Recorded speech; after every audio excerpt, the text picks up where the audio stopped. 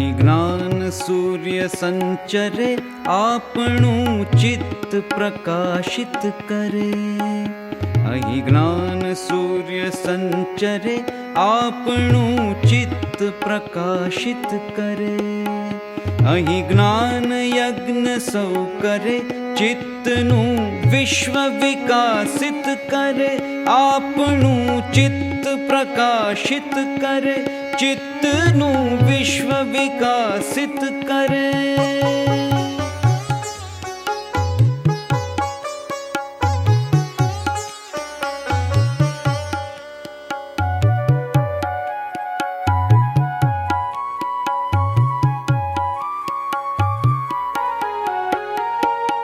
શબ્દ પ્રકાશે, અર્થ ઉજાશે. શબ્દ પ્રકાશે, અર્થ ઉજાશે, તર્ક મર્મના સહજ વિકાસે. જ્ઞાનામૃત નિર્ઝરે, અર્ઘ્ય સૌ સત્યદેવને ધરે. આપણું ચિત્ત પ્રકાશિત કરે, ચિત્તનું વિશ્વ વિકાસિત કરે.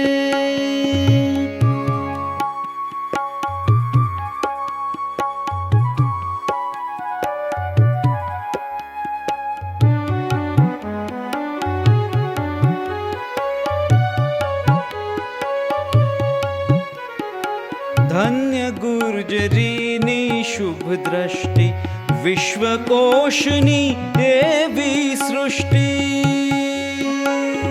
ધન્ય ગુર્જરીની શુભ દ્રષ્ટિ, વિશ્વકોશની એવી સૃષ્ટિ. તમસ તાપ સંહરે, અંતરે સુખ સમજણનું ઠરે. અંતરે સુખ સમજણનું ઠરે. અહીં જ્ઞાન સૂર્ય સંચરે, અહીં જ્ઞાન યજ્ઞ સૌ કરે.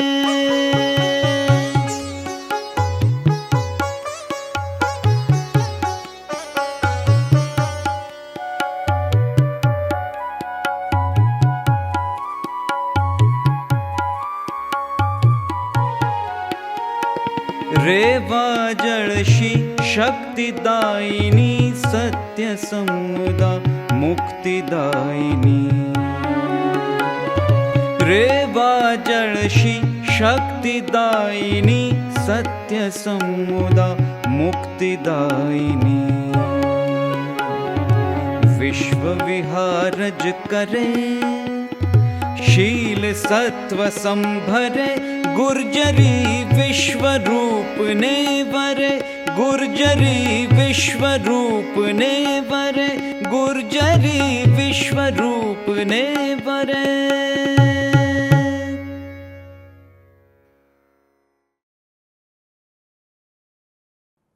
નમસ્કાર. ગુજરાત વિશ્વકોશ ટ્રસ્ટ આયોજિત શ્રી ભદ્રંકર વિદ્યાદીપક જ્ઞાન વિજ્ઞાન વ્યાખ્યાન શ્રેણી અંતર્ગત આજે આપણે શ્રી ભગવાનદાસ પટેલ સાહેબ પાસેથી આદિવાસી સમાજ અને સાહિત્યમાંથી પ્રગટ થતા નોખા જીવન મૂલ્યો વિશે વાત સાંભળવાના છીએ. મને આ તકે ભગવાનદાસભાઈ પટેલનો થોડોક પરિચય આપવાની ઈચ્છા થાય છે. આદિવાસી કંઠ પરંપરાના સાહિત્યની ઉત્તમ રચનાઓના સંશોધક, સંપાદક અને સર્જક એવા ડૉક્ટર ભગવાનદાસભાઈ પટેલનો જન્મ પિતા કુબેરદાસ અને માતા મેનાબેનની કુખે સાબરકાંઠા જિલ્લાના હિંમતનગર તાલુકાના જામળા ગામમાં તારીખ 19/11/1943ના રોજ થયો હતો. ઈસવીસન 1967માં ગુજરાતી અને હિન્દી વિષય સાથે BA, 1970માં હિન્દી અને ભૂગોળ સાથે BEd અને ઈસવીસન 1972માં હિન્દી સંસ્કૃત સાથે MA થયા છે. ઈસવીસન 1984માં ભીલોમાં ગવાતા અરેલા એ વિષય પર એમણે MPhil કર્યું છે અને ઈસવીસન 1990માં ખેડબ્રહ્મા તાલુકાની પ્રાગ ઐતિહાસિક સંસ્કૃતિઓ એવા વિષય પર સંશોધન કરીને એમણે PhDની પદવી પ્રાપ્ત કરેલી છે.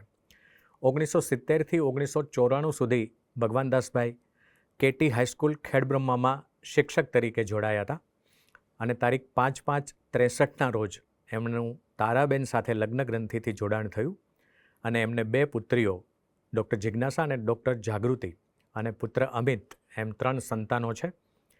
કૃષિકાર પરિવારના પટેલ મટીને જાતે જ આદિવાસી બની ચૂકેલા આ લોકવિદ્યા લોકસાહિત્યવિદ દ્વારા 1984થી 2002 સુધી એમણે આદિવાસી ક્ષેત્રમાં ખૂબ ભ્રમણ કર્યું છે. અખૂટ ધીરજ અને શ્રમથી, શીલ અને નિષ્ઠાથી ક્ષેત્ર કાર્ય કરીને આદિવાસી કંઠ પરંપરાની અત્યંત મૂલ્યવાન સાંસ્કૃતિક સંપદાનું 1500 જેટલી ઓડિયો કેસેટ્સમાં ધ્વનિમુદ્રણ કર્યું છે. 50 વિડિયો કેસેટ્સમાં ભીલ સંસ્કૃતિ સમાજને એમણે કચકડે કેદ કર્યા છે અને એમના 50 જેટલા પુસ્તકો શાસ્ત્રીય રૂપમાં અભ્યાસ સમેત સંશોધિત કરી સંપાદિત કર્યા છે. આદિવાસી લોકસાહિત્યના સ્વરૂપો નિયત કરી એમણે સૈદ્ધાંતિક સ્થાપનાઓ કરી છે. ડૉક્ટર ભગવાનદાસ પટેલના આદિવાસી કંઠ પરંપરાના રોમ સીતમાં અને ભીલોનું પદારથ એ પૂરા કથારૂપ મહાકાવ્યો અને ગુજરાનો અરેલો અને રાઠોર વાર્તા જેવા મહાકાવ્યોનું સંપાદન એ એમનો અભ્યાસ કેટલી નિષ્ઠાથી એમણે કર્યો છે એ આપણને બતાવે છે. પ્રાગૈતિહાસિક કાળની 110 આદિ માનવ વસાહતો એમણે શોધી અને 1500 જેટલા પાષાણ ઓજારો, 16 પાષાણ સમાધિઓ અને 5 ચિત્ર ગુફાઓ એમણે શોધી છે. 70,000 વર્ષ પૂર્વેના માનવ જીવન અને પ્રાચીન સંસ્કૃતિઓ પરનું સંશોધન, જે એમનું PhDનું સંશોધન છે, ખેડબ્રહ્મા તાલુકાની પ્રાગ ઐતિહાસિક સંસ્કૃતિઓ, એ 1992માં પુસ્તક રૂપે આપણને પ્રાપ્ત થાય છે. 1984થી 87માં એમણે Israel, France, Spain, Belgium, England જેવા યુરોપીય દેશોમાં વિશ્વ લોક નૃત્ય મહોત્સવો અને પરિસંવાદોમાં સહભાગી થઈ ભીલી સાહિત્ય અને સંસ્કૃતિનો ખૂબ પ્રચાર અને પ્રસાર કર્યો છે. કર્મશીલ બની દાંતા ખેડબ્રહ્મા તાલુકામાંથી અમાનવીય ડાકણ પ્રથા નાબૂદ કરવામાં પણ ભગવાનદાસભાઈ પટેલનો સિંહ ફાળો છે. સેવા નિવૃત્તિ પછી 5 વર્ષ એમણે આદિવાસી અકાદમી તેજગઢમાં માનદ નિયામક તરીકે સેવા આપીને 800 આદિવાસી ગામોમાં વિકાસના કામો કર્યા છે. એમના આંગળીને વેઢે ગણી શકાય એવા પુસ્તકોના મારે નામ આપને આપવા છે. ભીલ લોકોત્સવ, ભીલોના હગ અને વત્તામણા, ભીલ લોકાખ્યાન, ભીલ ગીત કથા, ભીલ કથા ગીત, રૂપા રોણીની વાર્તા, ભીલો કા ભારત એવું એમણે હિન્દી સંસ્કરણ પણ કર્યું છે. ગોપીચંદ ભરતરીની વાર્તા એવું લોકાખ્યાન પણ એમની પાસેથી મળે છે. હંસદેવની વાર્તા એવી એક વાર્તા પણ મળે છે. શોધ સંપદા નામનું એમનું વિવેચન 2008માં પ્રાપ્ત થાય છે. ભીલ ગીત સંપદા, પૌરાણિક ભીલ મહાકાવ્યો, મારી આનંદ યાત્રા એવી આત્મકથા પણ એમણે લખી છે. ભીલોની વહી વાતો અને વાર્તાઓ એ 2017માં એમનું પુસ્તક પ્રકાશન થયું છે. આદિવાસી લોક સાહિત્ય શાસ્ત્ર, ભીલ ગીત કથા, કથા ગીતો અને આદિવાસી લોકવિદ્યાશાસ્ત્ર જેવા ગ્રંથોને હું એમાંથી મુખ્ય ગણાવું છું. એમણે જે સ્થાન પર ઓનરેરી સેવા આપી છે એની પણ મારે આપને યાદ અપાવવી છે. એડવાઇઝરી બોર્ડના સભ્ય તરીકે એમણે કેન્દ્રીય સાહિત્ય અકાદમી દિલ્હીમાં 2003થી કામ કર્યું છે. ભાષા સન્માન સમિતિના સભ્ય તરીકે પણ કેન્દ્રીય સાહિત્ય અકાદમીમાં 2018થી સેવા આપી રહ્યા છે. ફોકલોર બોર્ડના સભ્ય તરીકે પણ કેન્દ્રીય સાહિત્ય અકાદમી દિલ્હીમાં એમણે સેવા આપી છે. ડૉક્ટર ભગવાનદાસ પટેલ સાહેબને ભાષા સન્માન 1998માં કેન્દ્રીય સાહિત્ય અકાદમી દિલ્હીએ આપ્યું છે. રામ વૃક્ષ બેનીપુરી જન્મ શતાબ્દી સન્માન 2002માં પ્રાપ્ત થયું છે. વનવાસી કલા સાહિત્ય 2002 અખિલ ભારતીય સાહિત્ય પરિષદ ગુજરાત પ્રાંતનો એવોર્ડ પણ એમને મળ્યો છે. ઝવેરચંદ મેઘાણી એવોર્ડ એમને 2011માં સૌરાષ્ટ્ર યુનિવર્સિટી રાજકોટ દ્વારા પ્રાપ્ત થયો છે. ટાગોર લિટરેચર એવોર્ડ 2009માં કોરિયા અને સાહિત્ય અકાદમી દિલ્હી દ્વારા 2009માં એમને આપવામાં આવ્યો છે. આગમ પ્રભાકર ચંદ્રક 2019માં અમદાવાદમાં પ્રાપ્ત થયો છે. પુષ્કર ચંદ્રવાકર એવોર્ડ 2019માં કુમાર આર્ટ ફાઉન્ડેશન ગોધરાએ એમને આપ્યો છે. એમને કેટલીક સરસ ફેલોશિપ પણ મળેલી છે. કે બિરલા ભારતીય તુલનાત્મક સાહિત્ય ફેલોશિપ 2003-2004ની, નયન સૂર્યાનંદ લોક પ્રતિષ્ઠાન Mumbai, SC Joshi charitable trust Mumbai, Tagore national scholarship Delhi 2013-14 અને ભગવાનદાસભાઈ પટેલના સંપાદિત પુસ્તકો ઉપર કેટલાક ગ્રંથો લખાયા છે. ડુંગરી ભીલી સાધુ અને સંશોધક ડૉક્ટર ભગવાનદાસ પટેલ, હરેન્દ્ર પ્રભટ્ટ 2008, સ્નેહી ભગવાનદાસ, હરેન્દ્ર ભટ્ટ 2009, વનસ્વર સંપાદક doctor Balwant Jani 2004, the tribal literature Hasu Yagnik 2004 ઇંગ્લિશમાં લખાયેલું પુસ્તક છે. ભીલી સાહિત્ય એક અધ્યયન એ પણ હસુ યાજ્ઞિકનું સંપાદન છે. અને ભીલી સાહિત્ય કૃતિ અને સંસ્કૃતિ એવું ડૉક્ટર દીપક પટેલનું 2009નું સંપાદન છે. મહાભારત અને ભીલોનું ભારત નારીપાત્રો એવો તુલનાત્મક અભ્યાસ ડૉક્ટર હર્ષદા શાહે કર્યો છે. અને પ્રેમજીભાઈ પટેલ દ્વારા મારી લોકયાત્રા વિમર્શ એ નામનું પુસ્તક 2016માં પ્રાપ્ત થયું છે. આવા બહુમુખી પ્રતિભા ધરાવનાર ભગવાનદાસ પટેલ સાહેબ પાસેથી આજે આપણે આદિવાસી સમાજ અને સાહિત્યમાંથી પ્રગટ થતા નોખા જીવન મૂલ્યો વિશે એમના અનુભવો સાંભળીશું. નમસ્કાર. આપણો વિષય છે આદિવાસી સમાજ અને સાહિત્યમાંથી પ્રગટ થતો નોખો જીવન મૂલ્યો. આરંભે આપણે પૂર્વકાલીન આદિવાસી સમાજ વિશે ચર્ચા કરી રહ્યા છીએ. પૂર્વકાલીન આદિવાસી સમાજ આદિ સ્ત્રી પુરુષમાંથી વિકાસ પામી કુટુંબ, કુળ અને વિકેન્દ્રિત ગામોમાં ફેલાયેલો છે. આવો સમાજ સગા સંબંધીઓથી બનેલો હોય છે. પરિણામે જળ, જમીન, જંગલ જેવો કુદરતી સ્ત્રોતોનો માલિક કોઈ વ્યક્તિગત હોતો નથી, પણ પૂરો સમાજ હોય છે. સમાજમાં વરિષ્ઠ વ્યક્તિનું સન્માનીય સ્થાન હોય છે. આથી એ સમાજના દરેક સભ્યને સમાન રીતે કુદરતી સ્ત્રોતો મળે એ રીતે એની વહેંચણી કરે છે. આવા વિશિષ્ટ વ્યક્તિમાં સમાજનું સન્માનીય સ્થાન હોય છે, પણ સત્તા હોતી નથી. અને પરિણામે તે આ કુદરતી સ્ત્રોતો પર કર પણ નાખી શકતો નથી અને એને વેચી પણ શકતો નથી. પરિણામે પૂર્વકાલીન આદિવાસી જે સમાજ છે એ સમતાવાદી સમાજ આવિર્ભાવ પામ્યો છે. હવે આપણે વર્તમાનકાલીન આદિવાસી સમાજ અને તેમાંથી પ્રગટ થતા જીવન મૂલ્યો વિશે અહીં ચર્ચા કરી રહ્યા છીએ. અત્યારે તો આદિવાસી સમાજ એ પિતૃસત્તાક અને પિતૃસ્થાનીય છે, પણ એક સમયે આ સમાજ એ માતૃસત્તાક સમાજ હતો. અને અત્યારે પણ એમના આ વર્તમાન જીવનની જીવન પદ્ધતિમાંથી ઘણા બધા એવા અંશો છે જે એક કાર્ય આ સમાજ માતૃસત્તાક સમાજ હતો એના આધારો આપે છે. સમાજમાં સંતાનનો જન્મ થાય ત્યારે પુત્ર હોય કે પુત્રી સમાન રીતે એનો ઉછેર કરવામાં આવે છે. સમાન રીતે એનો જન્મોત્સવ માનવામાં આવે છે. એ ઢોલે લોકનૃત્ય કરવામાં આવે છે અને મકાઈની ઘૂઘરી બાફીને બધા આનંદથી આરોગ્ય છે.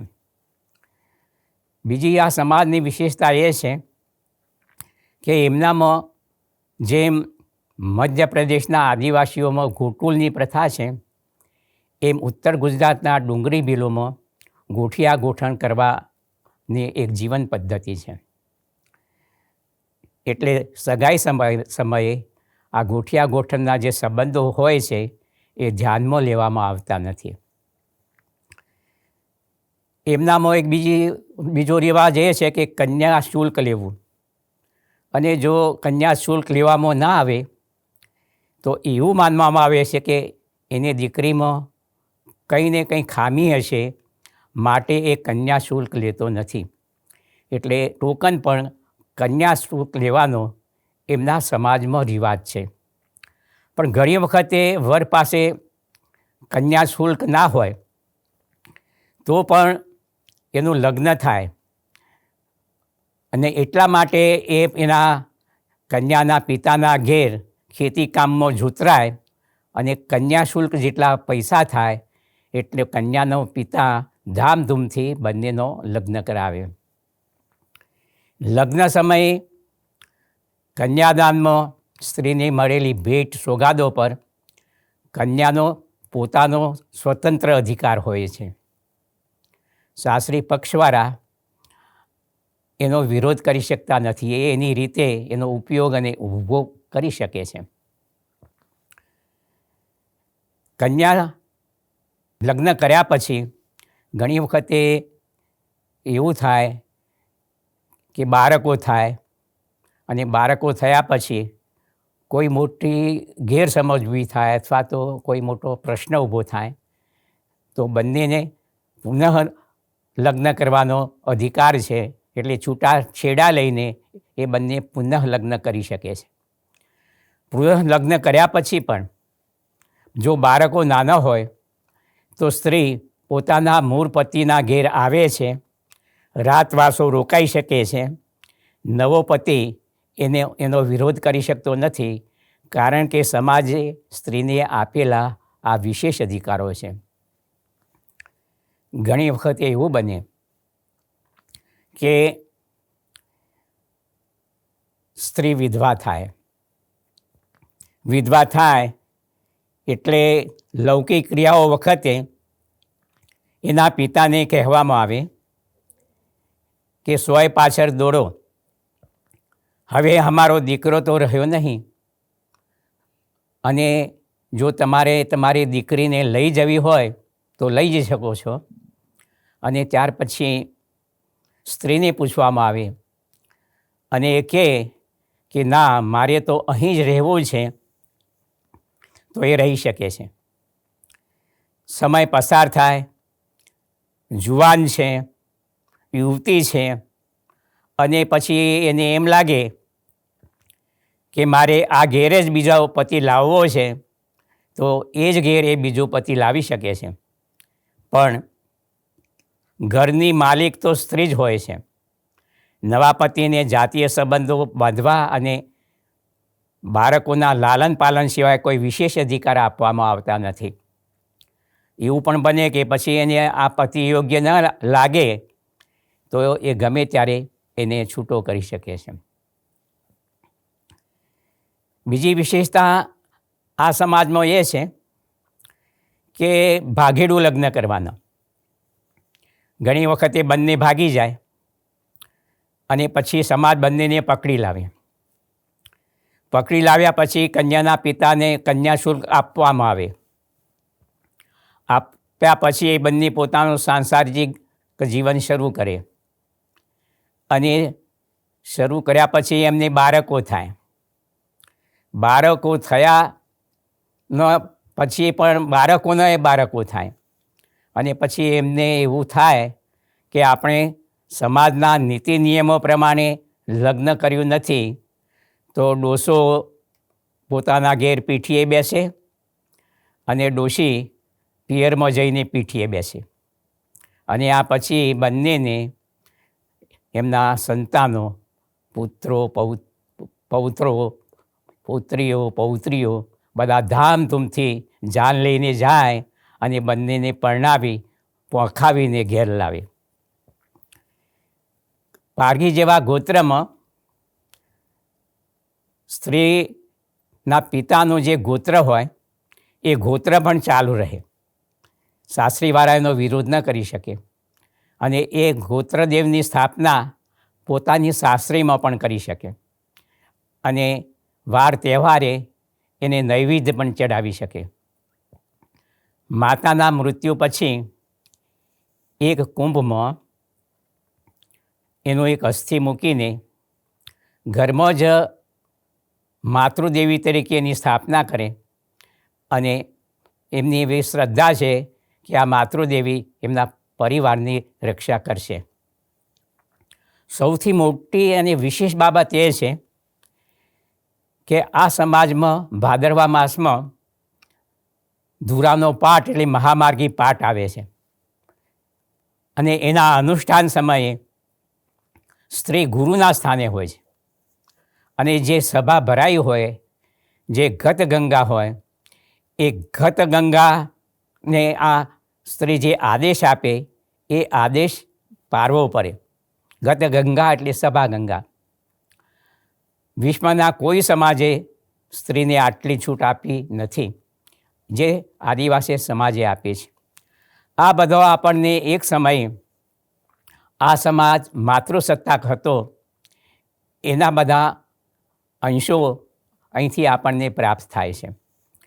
અને આ માતૃસત્તાક જીવન મૂલ્યમાંથી એમનો ભીલોનું ભારત એટલે ભીલોનું મહાભારત, રોમસીતમાની વાર્તા એટલે કે એમની રામાયણ, ગુજરનો અરેલો, રાઠોડ વાર્તા જેવો મહાકાવ્યો, તુરી રાણી, રૂપા રાણી જેમનો એમનો લોકાખ્યાનો, આ બધા આ માતૃસત્તાક જીવન રીતિમાંથી, આ માતૃસત્તાક જીવન મૂલ્યોમાંથી આવિર્ભાવ પામ્યો છે. અને પરિણામે આ મહાકાવ્યોમાં આ લોકાખ્યાનોમાં સ્ત્રી અત્યંત ઓજસ્વી રીતે પ્રગટ થતી આપણે જોઈ શકીએ છીએ.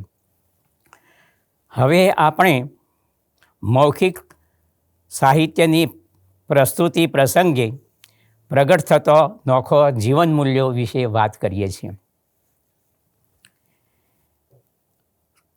મહત્ત્વનું જે આદિવાસી સાહિત્ય છે એ તંબુર દ્વારા પ્રસ્તુત કરવામાં આવે છે. અને ગાયક અને વાહકનો જે ગાવાની જે પદ્ધતિ છે એ તંબુર અને મંજીરા પર સવિશેષે આ મહાકાવ્યો પ્રસ્તુત થાય છે. જ્યારે ગાયક સાધુની આજુબાજુ એના રાગિયા સ્થાન લઈ લે સાથ દેવા માટે, ત્યારે સાધુ ઉઠીને તંબુરના સ્થાનક પાસે જાય છે. પછી એ વિચારે છે કે તંબુર તો સૂતો છે, કારણ કે તંબુર એના માટે કાષ્ટનું કે લાકડાનું નિર્જીવ વાજિંત્ર નથી. એના માટે આ જીવતો દેવ છે. અને પરિણામે એ વિચારે છે કે સૂતો છે એટલે એને જગાડવાનો મંત્ર બોલે છે. પછી પાછો વિચારે છે કે તંબુર તો સૂતો હતો, પણ મેં એને સમયે જગાડ્યો છે, એટલે એની માફી માગતો એ મંત્ર બોલે છે. અને ત્યાર પછી એને પોતાના ખોરામાં લઈને, અંકમાં લઈને પછી એને મનાવાનો મંત્ર બોલે છે. ઘણી વખતે અમારા જેવા નવા નવા સંશોધકો જ્યારે આદિવાસી વિસ્તારમાં સંશોધન કરવા જાય છે, ત્યારે આદિવાસી સમાજનો આ સૂક્ષ્મ આધ્યાત્મિક મૂલ્યો વિશે કંઈ પણ જાણતા હોતા નથી. અને ઘણી વખતે આવા સાધુનો અપરાધ પણ કરી બેસે છે. મારાથી પણ એક એવો અપરાધ થયેલો. ઉત્તર ગુજરાતના ખેડબ્રહ્મા તાલુકાના ખેડવા ગામના નાથાભાઈ ગમાર પાસેથી હું ભીલોનું ભારત ધ્વનિમુદ્રિત કરતો હતો. ખોડામાં લઈને, અંકમાં લઈને નાથાભાઈ આત્મા સાથે સંધાન કરતા હતા. અને આવા સમયે તંબુર એમના ખોરામાં હતો અને મારાથી એમને બિનજરૂરી પ્રશ્ન પૂછાઈ ગયો. નાથાભાઈ, આ તંબુર મને આપશો? કારણ કે એના પર સરસ મજાનો લોકચિત્રો દોરેલો હતો અને આપણે તો ઉપયોગિતાવાદી એટલે તંબુર લેવાનું મન થઈ ગયું. અને આત્મા સાથે સંધાન કરતા નાથાભાઈની સમાધિ તૂટી. ખુલ્લી આંખોમાં રોષ પ્રગટ્યો અને પછી સૌમ્ય બની ગયા, શાંત થઈ ગયા.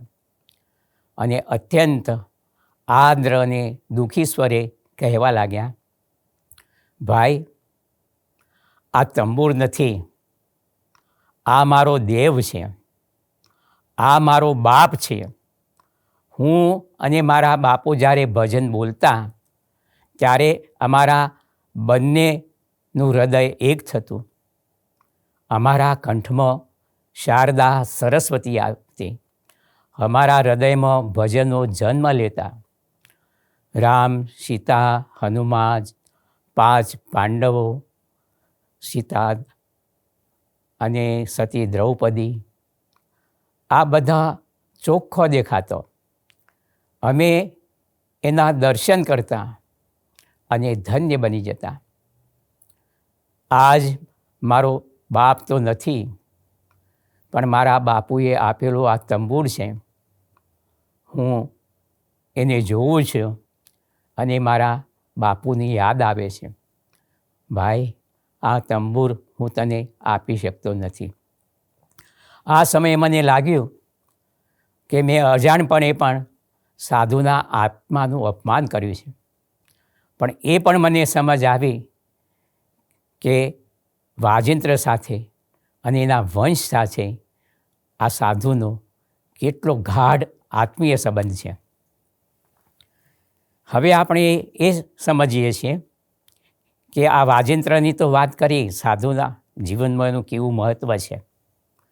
હવે જે આ મહાકાવ્યોમાં, લોકાખ્યાનોમાં, એમના સાહિત્યમાં જે ચરિત્રો આવે છે, એની સાથે સાધુનો કેવો સંબંધ છે, એની વાત આપણે હવે આગળ કરી રહ્યા છીએ. વ્યક્તિગત સર્જક, લિખિત પરંપરાનો સર્જક, પોતાની કૃતિનું સર્જન એ પોતાની અનુભૂતિઓમાંથી કરે છે અને ત્યાર પછી આ ચરિત્રોને, આ કૃતિને એ ભૂલી જાય છે. અહીં એવું નથી. અહીં વાત જુદી છે. અહીં આ જે ગાયક હોય, એનો લોક સાહિત્યનો, મૌખિક સાહિત્યનો વાહક હોય, એ મૌખિક પરંપરામાંથી આ કૃતિ લે છે અને પોતાના ચિત્તમાં, પોતાના માનસમાં સ્થિર કરે છે અને એ કાયમ એની સાથે આ કૃતિ જીવતી રહે છે. એટલે પ્રસંગમાં જો કરુણ પ્રસંગ આવે તો એ દુઃખી પણ થાય છે અને જો સુખાત્મક પ્રસંગ હોય તો એ આનંદિત પણ થાય છે. આ વાત મને ઉત્તર ગુજરાતના પંથાલ ગામના, એ વખતે એમની ઉંમર 70 વર્ષ હતી, એ હરમાબેન પાસેથી જ્યારે હું દેવોલ ગુજરાણ અને ખૂતોનો રાજવી નામની લોકકથા ધ્વનિ મૃત્ય કરતો હતો, ત્યારે આ વાત મારી સમજમાં આવી. 15 દિવસ સુધી આ કથા મેં, આ ગીત કથા મેં ધ્વનિ મુદ્રિત કરી અને 16મા દિવસે એની સમાપ્તિ થઈ. 16મા દિવસે મેં એમને બહુ સહજ રીતે એક પ્રશ્ન કર્યો કે આ ગીત તમે હદા નહીં ગાતો? આ ગીત તમે માં રોજ નથી ગાતો? તો તેઓ એકદમ ભાવુક બની ગયો અને પછી મને કહેવા લાગ્યો કે દીકરા, હદા ગાઈએ ને તો દેવતે લોકો દુઃખી થાય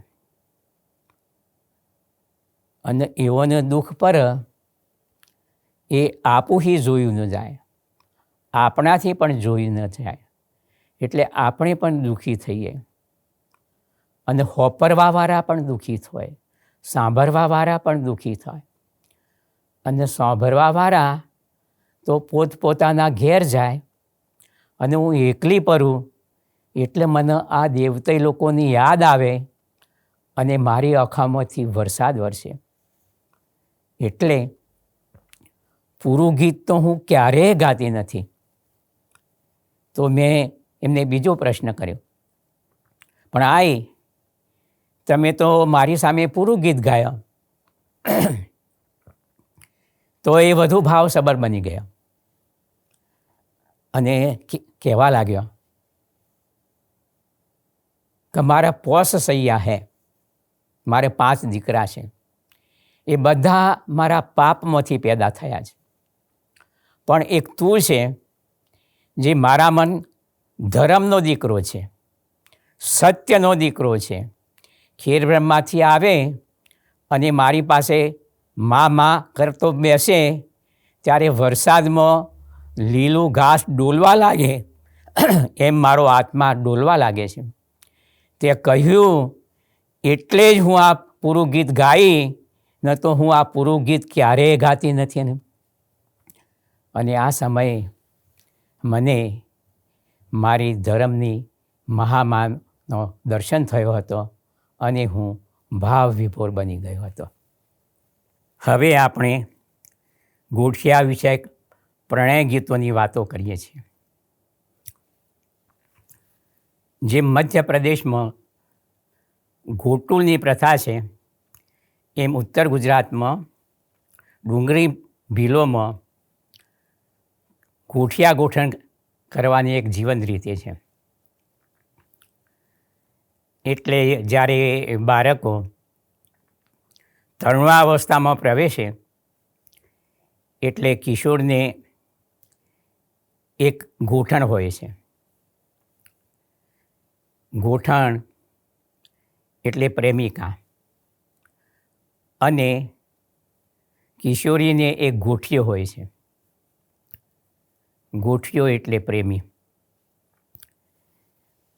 આ સમાજે સ્વીકારેલી જીવન રીતે છે.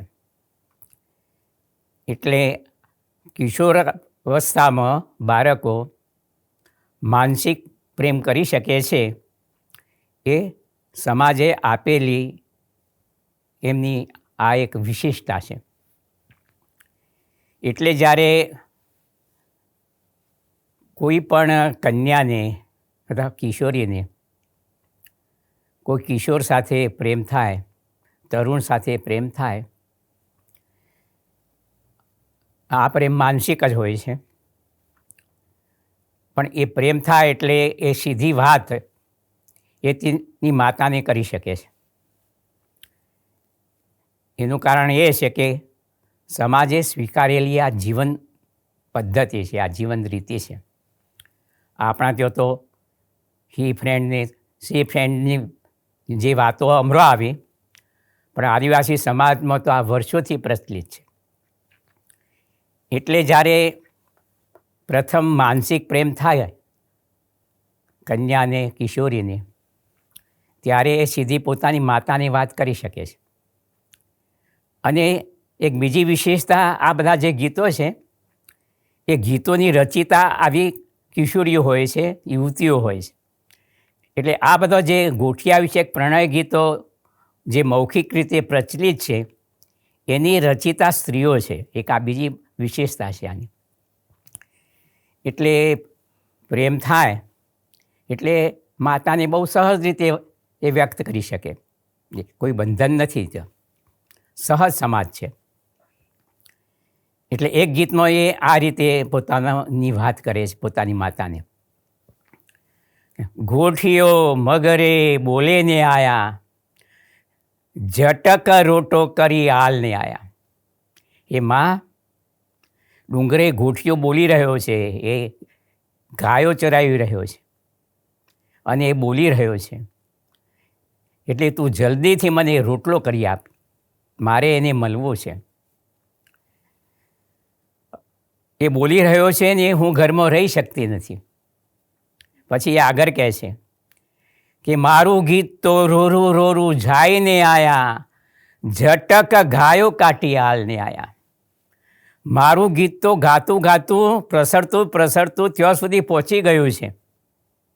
ગીત સ્વયં ગાય એ સરસ કલ્પના છે એમની.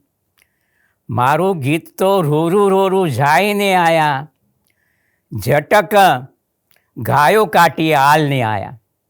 અને પછી એ આગળ કહે છે કે એનો મનરો ને મારો જીવરો ને આયા. એનું મન ને મારો જીવ એક થઈ ગયો છે. અને મરહું તે દી માયા સોરહું ને આયા, ઝટક ટાટો કાઢી હાલને આયા. હવે તો મરશું ત્યારે જ અમારી આ માયા છૂટશે, એટલે તું જલ્દીથી આ બકરો ગાયો બધું કાઢી આપ, મારે ગોઠિયાને મરવું છે. આ માનસિક પ્રેમની શરૂઆત આ રીતે થાય છે. પછી આ પ્રેમ ધીરે ધીરે આગળ વધે છે, એકબીજાના ઘેર જાય છે, મળે છે, સમાજનું એવું કોઈ બંધન નથી, આ પ્રેમ બધો માનસિક છે. એટલે રાતના સમયે એનો ગોઠિયો આવી રહ્યો છે અને એ ધસમસતા પૂરની માફક આવી રહ્યો છે મળવા માટે. અને એના કારણે એનો જે ઘરનો જે દ્વાર છે ધ્રુજી રહ્યું છે, એને પગરવના કારણે, એના પગની આહટથી, એના પગના રવથી. અને એ વાત એ આ રીતે વ્યક્ત કરે છે. ગોઠિયો આવે ને ઝોપો વાજે ને આયા, ઝાકતી હોય તો હુઈ જાજે ને આવ્યા. માં, ગોઠિયો આવે છે ને આવવાની ચાલથી આ આપણું ઘરનું દ્વાર ધ્રુજી રહ્યું છે, હવે તું જાગતી હોય તો સૂઈ જજે, મારે એમની સાથે વાતો કરવી છે. ગોઠિયો આવે ટાટો શેકે ને આયા, ઝાકતી હોય તો હુઈ જાજે ને આયા. એ માં, ગોઠિયો આવે છે અને આ બકરો છીંકે છે એટલે શુભ શુકન થઈ રહ્યા છે, એટલે હવે તું જાગતી હોય તો સૂઈ જાજે, અમારે મન ભરીને વાતો કરવી છે. આ સ્વતંત્રતા. હવે સ્વર્ગમાં ઇન્દ્રના દરબારમાં પુરુરવાના પ્રેમમાં ખોવાયેલી ઉર્વશીથી અભિનયમાં ભૂલ થઈ ગઈ. પરિણામે પૃથ્વી પર પડવાનો ભરતમુનિનો શાપ પામે. ભરતમુનિએ શાપ આપ્યો કે જા, તારું મન ત્યાં પુરુરવા પાસે છે તો જા ધરતી પર પડ. કંઈક આવી માનસિક ભૂમિકા આ આદિવાસી કન્યાની છે. એની બાલ્યાવસ્થાથી ગોબરિયા ઠાકોરના સોગોના નૃત્યનો લય એ શીખેલી છે, પણ આજે જ્યારે એ પાઠ પૂર્યો છે અને એને નાચવાનો સમય આવ્યો છે ત્યારે એ નૃત્યનો લય જ ભૂલી જાય છે. જેમ ત્યાં અભિનય ભૂલી ગઈ ઉર્વશી, એમાં કન્યા સોગોના નૃત્યનો લય ભૂલી ગઈ છે. અને એ વાત પાછી એની માને કરે છે કે, અને એક ગીત આ પ્રમાણે છે: કોબરીઓ પાટ પૂરીઓ આયા મારા, સોગોવાળો એલો ભૂલી ગઈને આયા મારા. એ હું કરા ઓઈને આયા મારા, સોગોવાળો એલો ભૂલી ગઈને આયા મારા. આવી કેવી કરા થઈ કે હું સોગોવાળો એલો ભૂલી ગઈ? તો એની માતા કહે છે કે તારું ધ્યાન અહીં છે જ નહીં, પછી તું એ ભૂલી જાય ને. અને આ પ્રેમ દિન પ્રતિદિન ગાઢ બનતો જાય છે. અને વસંત ઋતુ આવી છે અને આ બંને વનમાં મુક્ત વિહાર કરવા નીકળ્યા છે, બંને ફરવા નીકળ્યા છે. વસંત આવવાના કારણે પુષ્પો પણ કળીઓ બની ગઈ છે, અત્યારે હજી વિકસિત થયો નથી.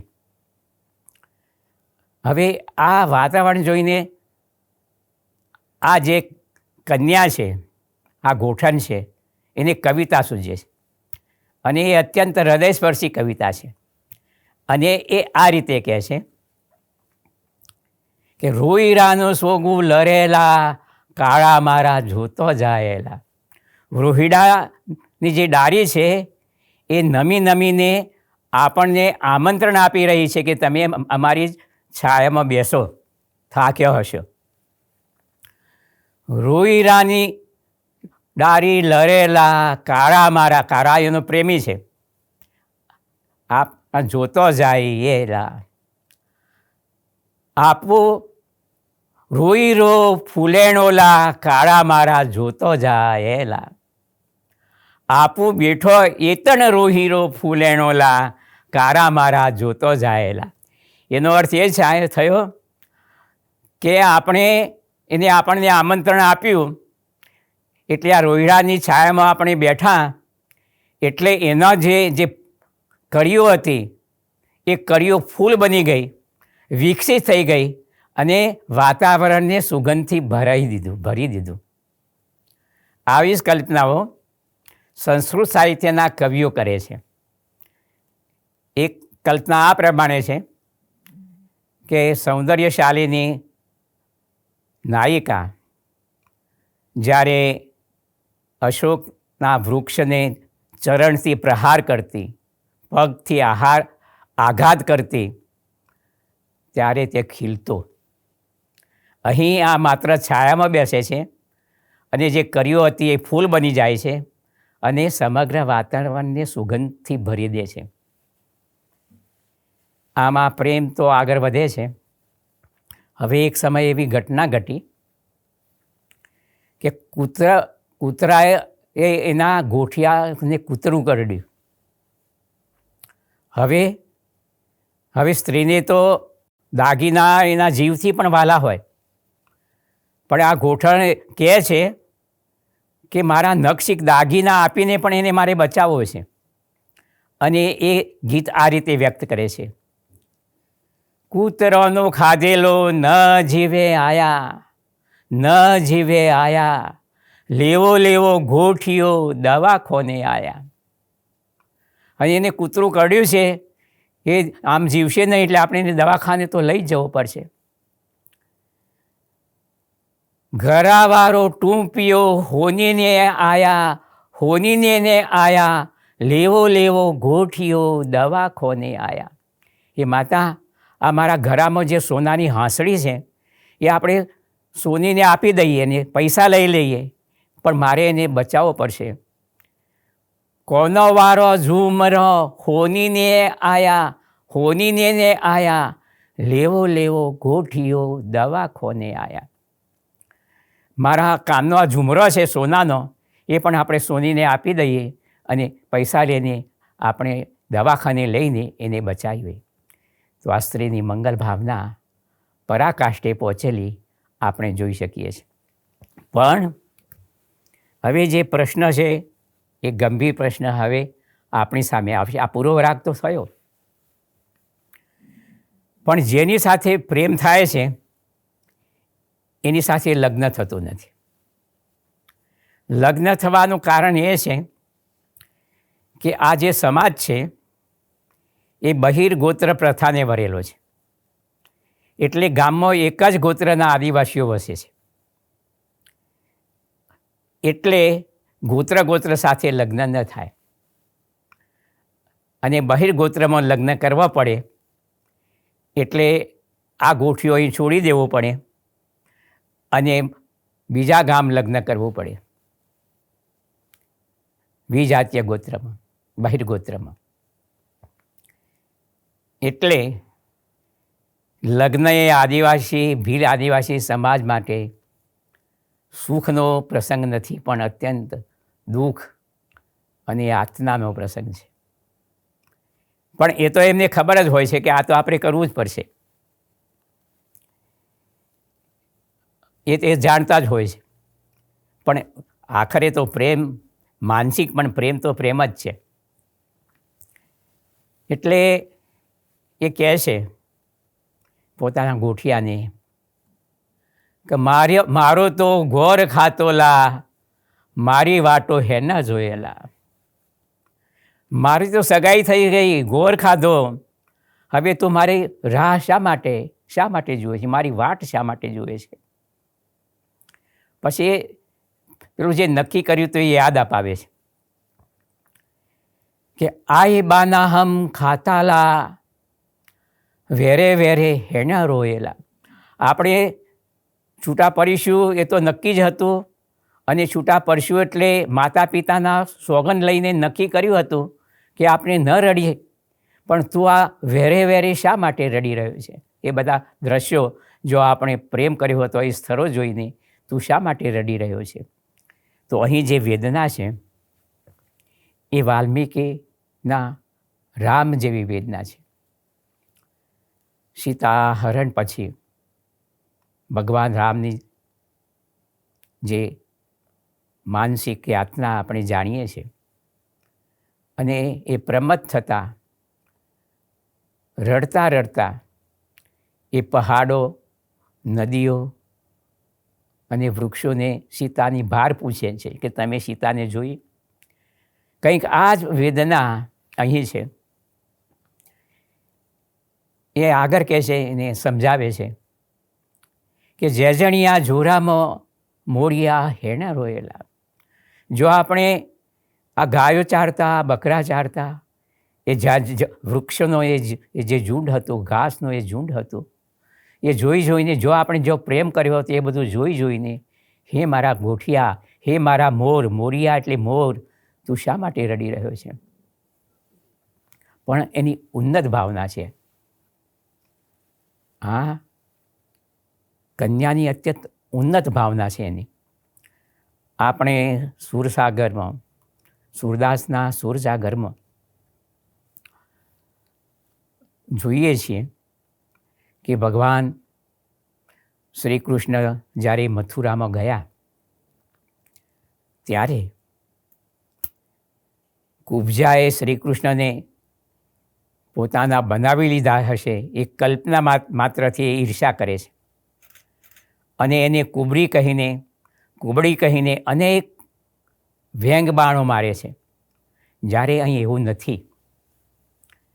અહીં વિચારે છે કે હું જઈશ એટલે આ મારો ગોઠિયો છે એ દુઃખી થશે અને પરિણામે એક બીજી ગોઠણને લઈને આવે છે અને પછી ગોઠિયાને આમંત્રણ આપે છે. અને એ ગીતમાં આ રીતે એ ભાવના વ્યક્ત થઈ છે. શેલવા ભોજન રે આય ગોઠા ભેરો જમિયેલા, શેરો દનરો રે આય ગોઠા ભેરો હોયેલા, મારી તો ઝોનો આવેલા આય ગોઠા ભેરો હોયેલા.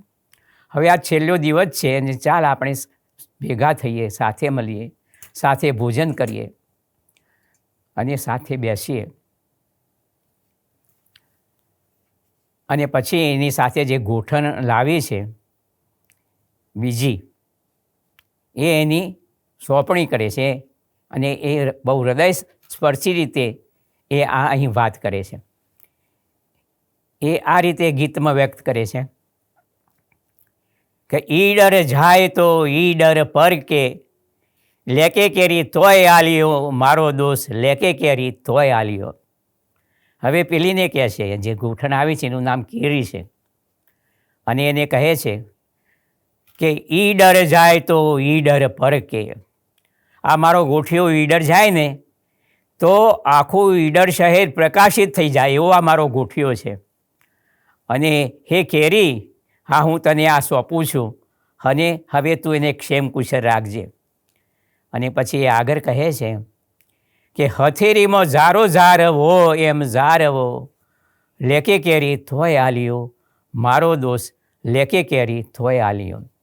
હથેરીમાં આપણે ફરફોલો થાય તો કેટલું દત્તચિત્ત આપણું ધ્યાન ત્યાં રહે છે, એમ સતત મારું ધ્યાન એનામાં જ રહેલું છે. એવો આ મારો ગોઠિયો, હે કેરી હું તને આપું છું અને હવે તું એને ક્ષેમકુશળ રાખજે. તો આ મંગલ ભાવના આદિવાસી સમાજની, જે અન્ય સમાજ માટે તો આ અપ્રાપ્ય વસ્તુઓ છે બધી. આ એમનો જીવન મૂલ્યો, આ એમની ઉમદા ભાવનાઓ. પણ હવે લગ્નની જાનો તો આવી રહી છે એટલે કન્યા તો દુઃખી છે, પણ અત્યાર સુધી એને પોતાનું દુઃખ દબાવી રાખ્યું છે અને એ પોતાની ભાવનાઓ આ રીતે વ્યક્ત કરે છે. અરદી પીઠી વેણો કુંવારોલા ગોઠા, કુંવારાલા ગોઠા, અરદી પીઠી રોરા બેહેલા ગોઠા. અડધી પીઠી વગર તો આપણે કુંવારો ગણીએ છીએ, પણ અડધી પીઠી તો આપણને રડાવે છે. પાકા પીરિયા વેણો કુંવારોલા ગોઠા, કુંવારોલા ગોઠા, પાકું પીરિયું રોવરા બેહેલા ગોઠા. પાકું પીરિયું એટલે પાનેતર, અને પાનેતર હું પહેરું છું તો મને રડાવે છે, પણ એ વિના તો આપણે કુંવારો ગણાઈએ છીએ. અને પછી છેલ્લે હવે લગ્ન મંડપની તો તૈયારીઓ થઈ ગઈ છે, પણ એ પહેલાં છેલ્લે એની માતાને એક વિનંતી કરે છે અને કહે છે કે નહીં લેવો બટ બરુલને આયા, ગોઠિયો સવરીમાં સાય જેને આયા, નહીં લેવું હોનું હોર મોને આયા, ગોઠિયો સવરીમાં સાય જેને આયા. હે માતા, મારે તારો બટ બેરુડ્યો તો દાગીના મારે કંઈ જ ના જોઈએ, મારે એની કોઈ જરૂર નથી. પણ તું એવી એક વ્યવસ્થા કર કે મારા લગ્ન મંડપમાં મારો આ ગોઠિયો આવે અને છેલ્લે એના વાટકી મૂઢાને, વાટકી જેવા ઉજ્જવળ મૂઢાને હું જોઈ લઉં એવી વ્યવસ્થા તું કરી લે. અને પછી તો આડા મગરા પરિયાલા કેમ કરી ભીરોવેલા. અને પછી તો આડા ડુંગરો પડી જશે, અમે એકબીજાને મળી શકશું નહીં. માટે માતા એક જ વખતે મારા લગ્ન મંડપમાં આવે અને હું એના મુખને જોઈ લઉં. અને પછી લગ્ન તો થઈ જાય છે. અને છેલ્લે એ પોતાના પ્રેમીને એક સંદેશો મોકલે છે. અને આ સંદેશો અત્યંત હૃદયસ્પર્શી છે. એ આ રીતે પોતાના પ્રેમીને સંદેશો મોકલાવે છે કે મોય પરણાવી દુરા દેશ, ગોઠિયા હોરો રેજેલા, કેણ મોરનેલા ગોઠિયા હોરો રેજેલા. હે મારા ગોઠિયા, હે મારા પ્રેમી, મને દૂર દેશ તો પરણાવી દીધી, પણ હવે તું જો હોય તો અક્ષેમ કુશળ રહેજે. ઘણો માનેલો હતો તું મારા માટે, પણ હવે તું જો હોય તો અક્ષેમ કુશળ રહેજે. પછી એ આગળ કહે છે, ઘણો એડીય ઘણો ફીરીય ગોઠિયા હોરો રહેજેલા. આપણે સાથે સાથે ઘણા ફર્યા, હાથમાં હાથ ગૂંથીને મીરાઓ મહાલ્યા, લગ્નોમાં ફર્યા, પણ હવે તું જો હોય તો અક્ષેમ કુશળ રહેજે. આ એની મંગલ ભાવના છે. અને પછી એ કહે છે કે બીજી જોરજે ગોઠિયા બીજી જોરજે, મારા નોમની સ ગોઠિયા બીજી જોરજે. હવે તું બીજી ગોઠણ કરી લેજે, દુઃખી ના થતો, પણ એટલું યાદ રાખજે કે મારા નામની જ બીજી ગોઠણ કરજે, કે પરિણામે નામ સાથે હું સદા તારા હૃદયમાં જીવતી રહું. હૃદયસ્પર્શી કલ્પના.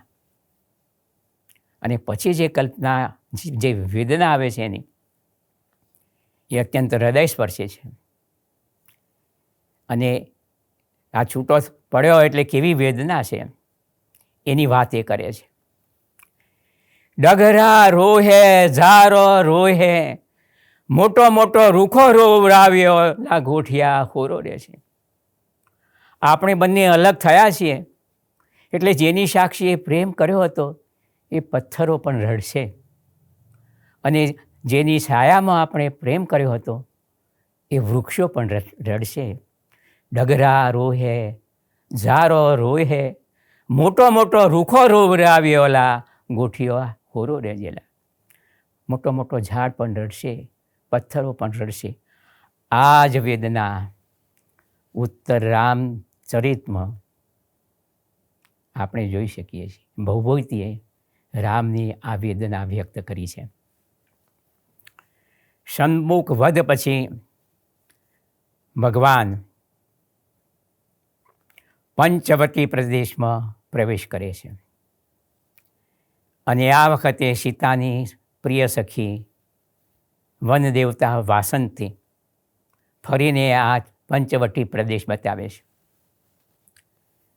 અને જો ભગવાન રામે સીતા સાથે સ્નેહ કર્યો હતો, પ્રેમ કર્યો હતો, એ બધો સ્થળો બતાવે છે.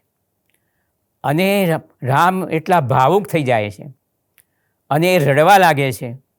અને એમનું આ રુદન જોઈને પથ્થરોમાં પણ આંસુ ફૂટ્યા અને વજ્રનું જે હૃદય હતું એ પણ ફાટી પડ્યું. આ જ વેદના અહીં ગોઠિયાની છે.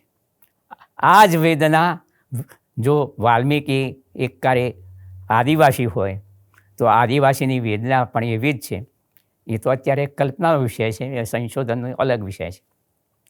પણ ડગરા રોહે ઝારો રોહે, આપણે અલગ થશું કે જેની સાક્ષીએ પ્રેમ કર્યો હતો એ પથ્થરો પણ રડશે અને આ વૃક્ષો પણ રડશે. પછી તો મરી શકાતું નથી. પછીનું જીવન તો દુઃખમય છે, એકબીજાની સ્મૃતિઓ યાદ કરવાનું છે. પણ પછી એક વખત એ મેરામાં આવે છે એનો ગોઠિયો અને એ પણ જાય છે. એ ગોળનો મેરો છે અને એને જોઈને પ્રમત્ત બની જાય છે, પણ એ મરી શકતી નથી. એનું નામ નેતુરી છે અને એ આ રીતે એની વેદના વ્યક્ત થઈ છે. હરાદનો આ મેરો છે, ઘોરનો મેરો. એમાં પાર્વતીનો એક મેરો આવે છે અને 15 દિવસ સુધી આ મહોત્સવ ચાલે અને છેલ્લે મેરો ભરાય. તો આ મેરામાં એનો ગોઠિયો પણ આવ્યો છે, પણ એ મરી શકતી નથી, કારણ કે સમાજનો નીતિ નિયમો પ્રમાણે એ મરી ન શકે અને મરે તો એનો પતિ આ સ્વીકારી ન શકે. આ એક મોટો પ્રશ્ન છે. લગ્ન કર્યા પછી એક જ પતિની. એમનામાં એક કહેવત છે કે હોલીમાંની ખીચડી જે ખાય એની, પણ થાળીમાં આવ્યા પછી એક જણીની. એટલે હોલીમાં ખીચડી હોય તો માનસિક પ્રેમ એની સાથે કોઈ પણ કરી શકે, પણ લગ્ન કર્યા એટલે થાળીમાં આવ્યા પછી તો એ એકની જ પત્ની ગણાય, પછી એ પ્રેમ કરી ના શકાય. એટલે આ પ્રમત્ત બની ગઈ છે અને એની પરિસ્થિતિ કેવી છે કે ગોરી હોય ને એમાં દહીં ભાગ હોય ને પછી રવાયો જે ઘૂમે, એવી એની પરિસ્થિતિ થઈ ગઈ છે એના હૃદયની. તો હરાદવારી ઘોર મલી નેતુરી, ઘોર મલી નેતુરી, રવાયો ઘૂમે એમ ઘૂમે હેલી નેતુરી. હરાદની ઘોરમાં એ આવી છે, પણ ગોરીમાં જેમ રવાયો ઘૂમે એમ પ્રમત્ત બનીને ઘૂમી રહી છે. મય મત્તા ઘૂમત ફિરે, એવી એની આ પરિસ્થિતિ છે. અને હવે જે પંક્તિઓ આવે છે એ પંક્તિઓએ મારા જીવનની દિશા બદલી દીધી, એવી આ પંક્તિઓ છે. અને એ વાત તો લાંબી છે, પણ પહેલાં એ પંક્તિઓ અહીં હું વ્યક્ત કરવા માગું છું. પછી તો માનસિક પ્રેમ કરવાનો છે, માનસિક કલ્પનાઓ જ કરવાની રહી. એટલે આ ગોઠણ એક છેલ્લો સંદેશો મોકલે છે અને બહુ હૃદયસ્પર્શી સંદેશો છે અને એનાથી હું બહુ આકર્ષિત થયેલો આ સાહિત્ય તરફ, આ મૌખિક સાહિત્ય તરફ. અને એ પંક્તિઓ છે એ ક્યારે મેં સાંભળી એની પહેલી વાત કરું છું. પણ એ પહેલાં એ પંક્તિઓ બોલી દો, પછી આપણે વાત કરીએ. છેલ્લો એ સંદેશો મોકલે છે કે મોય પરણાવી દુરા દેશ, ઝરૂકો મેલી દેજેલા, એણ ઝરૂકે ને ઝરૂકે પાછી આવુલા. મને દૂર દેશ તો પરણાવી દીધી, પણ હે મારા ગોઠિયા, હે મારા પ્રેમી, તું એક દર્પણ મૂકી દેજે કે જેથી દર્પણ પર પડતા પ્રકાશથી પરાવર્તિત થઈને આવતા પ્રકાશની સાથે ને સાથે પાછી આવું, તને મળવું અને તારામાં સમાઈ જાઓ. દર્પણ પરથી પડતા સૂર્યના પ્રકાશમાંથી પરાવર્તિત થતા પ્રકાશની સાથે ને સાથે આવીને એના હૃદયમાં સમાઈ જવાની કલ્પના ચિરનૂતન. અને મને લાગ્યું એ વખતે હું કવિતાઓ કરતો હતો, મને લાગ્યું કે મારી કવિતાઓ તાની આગળ કંઈ નથી, કારણ કે આ બધા આદિવાસીઓ ચોમાસાનો સમય હતો, 5 વાગ્યા હતા, હું ખેડબ્રહ્મામાં શિક્ષક હતો, સ્કૂલ છૂટી એટલે હરણાવ નદીના પુલ પરથી પસાર થતો હતો અને આ આદિવાસી ભાઈઓ, આ યુવક યુવતીઓ ગાતા ગાતા જતા હતા. એ શું ગાતા હતા એ મને ખબર નથી પડતી, પણ એનો જે લય હતો એ મને બહુ હૃદયસ્પર્શી લાગતો હતો અને હું પણ એમની સાથે ને સાથે જતો હતો. અને 2 પંક્તિઓ આ વારંવાર પરાવર્તિત થતી હતી અને એ મને યાદ રહી ગઈ. અને એ યાદ રહી ગયા પછી મારો એક વિદ્યાર્થી તો આદિવાસી, એને મેં સંભળાવી તો પહેલો તો એ શરમાઈ ગયો અને પછી હસી પડ્યો. અને પછી કે સાહેબ આ તો હું ન કહી શકું આનો તો, આ તો મારાથી ના વાત થઈ શકેલા. હું કંઈ ગમે તે કર યાર, તો એમ ભૂલી જા કે હું તારો ગુરુ છું, પણ આપણે બે તારા મારા બે વચ્ચે 5 વર્ષનું જ અંતર, ચાલ આજથી આપણે મિત્રો, આપણે ફ્રેન્ડ બની જઈએ. પછી એને આ ભાવાર્થ કહ્યો. અને એ પહેલાં હું કવિતાઓ કરતો, એટલે મને એમ લાગ્યું કે હું કવિ છું એવું પણ થતું, અને છપાતી પણ ઉદાસ શિક્ષણમાં. એટલે મને લાગેલું કે હવે તો હું કવિ થઈ ગયો છે. વિદ્યાર્થીઓ પણ મને કવિ કહેવા લાગેલા. પણ જ્યારે આ પંક્તિઓ મેં સાંભળી ત્યારે મારો કવિ હોવાનો આ ભેમ તૂટી ગયો. અને મેં નક્કી કર્યું કે આ તો કવિતાઓ તો આ છે, આ મારી કવિતાઓ તો કંઈ નથી, 1-2 જણને આનંદ આપે એટલું જ, પણ આ તો આખા સમાજને આનંદ આપે.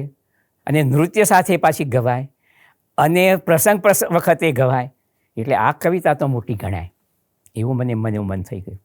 પણ ભાષા તો આવડતી નથી ભાઈ. હવે પછી મેં નિર્ણય કર્યો કે ખેડબ્રહ્મામાં હરણા નદીના કિનારે આદિવાસી આશ્રમ છે, ત્યાં બાળકો રહે અને ત્યાં ભણે. એટલે હું પટેલવાસમાં રહેતો હતો, અને પટેલવાસનું ફળિયું મેં છોડી દીધું અને ત્યાં ભાડેથી મકાન રાખી અને રહેવા લાગ્યો. પછી આ બાળકો જે વાતો કરે એ સાંભળવું, ધીરે ધીરે એમની સાથે મિત્રતા કેળવી, પછી ધીરે ધીરે એમની સાથે એમના ગામમાં જવા મળ્યો. એમ 1 વર્ષ સુધી મેં આ ભાષા હસ્તગત કરી. હવે પછી એક બીજો વળી એનાથી એક મોટી ઘટના ઘટી ગઈ. એમાં એવું બન્યું કે શનિવારનો દિવસ હતો, અને એક ડાયાભાઈ ખોખરિયા કરીને એક વિદ્યાર્થી મારી પાસે આવ્યો, અને એને મને કહ્યું કે સાહેબ આજ તો હોટો ગામમાં લગ્ન છે, જોવા જવું છે. અને એકદમ અભિનિવેશ પ્રગટ્યો મારામાં હતો કે લગ્ન ખરેખર? હા લગ્ન છે. હા તો પછી કે ચાલ જઈએ. શનિવાર હતો ને બસ તો રજા હતી બીજા દિવસે. એટલે મેં તો ટેપ રેકોર્ડર લીધું, નોંધપોથી લીધી, સિંગ ચણા લીધા ખાવા માટે, અને એક જોડી કપડો લીધો, અને બધું લઈને એમાં મેં તો બસમાં બેઠા ભાઈ, હવે જે બને જોજો.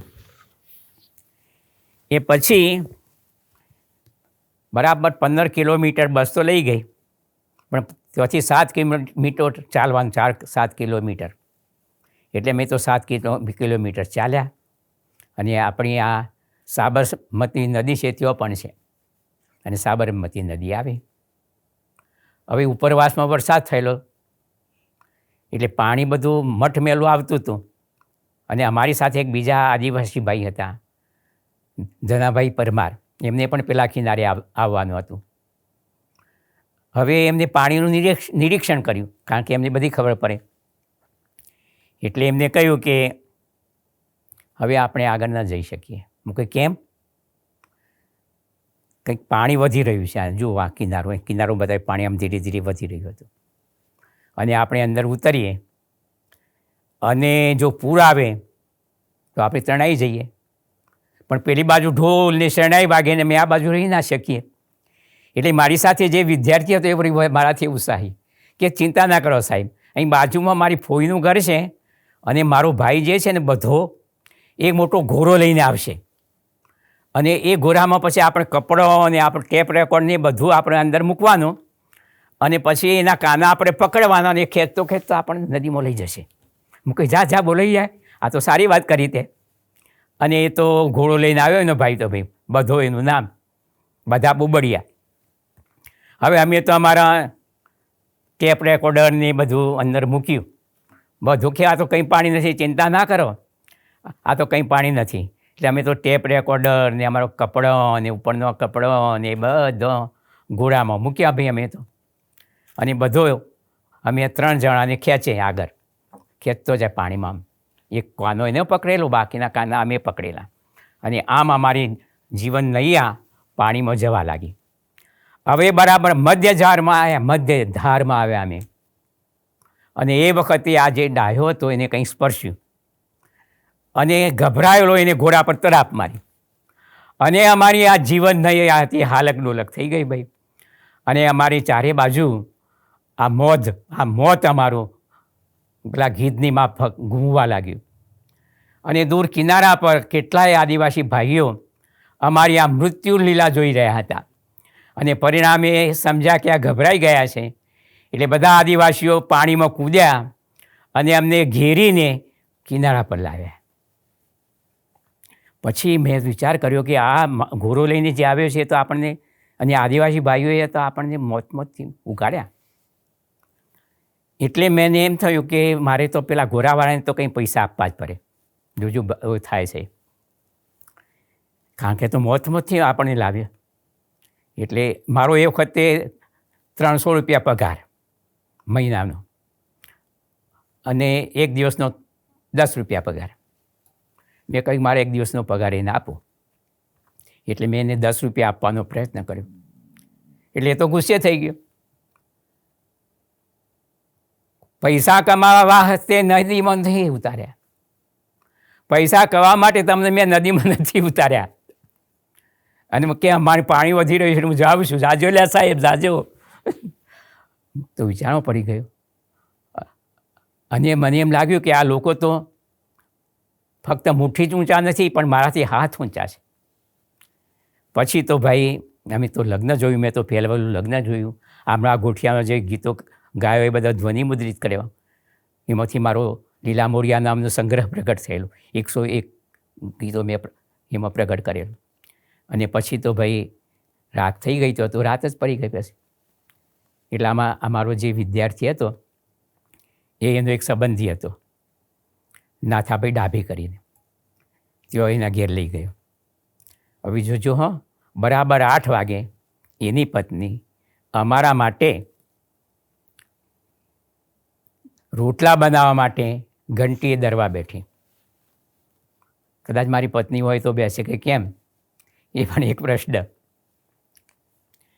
રોટલા બનાવ્યા, શાક બનાવ્યું, અમે તો ખાધા. કોઈ દિવસ આદિવાસી ઘરમાં રાતે ના રોકાયેલો મેં. બકરાનો અવાજ આવે, કૂકરાનો અવાજ આવે. અને એ વખતે વરસાદ અને પવનની સ્પર્ધા શરૂ થઈ ગઈ. ઘર તો નળિયાવાળું, એટલે જગહ પાણી ચૂવા મળ્યું. એટલે પેલો બિચારો એ ખાટલો બીજી જગ્યાએ લઈ જાય, પાછો બીજી જગ્યાએ લઈ જાય. અને હું એને આશ્વાસન આપતો બેઠો હતો કે તું ચિંતા નથી કર. અને આ વખતે જેમ બહાર વીજળીઓ ઝબૂકતી હતી, વીજળીઓ ઝબૂકા લેતી હતી, એમ મારા હૃદયમાં પણ વીજળીઓ ઝબૂકા લેતી હતી. અને એ વીજળીના પ્રકાશમાં બપોરે જે બનેલો પ્રસંગ મારા ચિત્તમાં ઊભો થયો.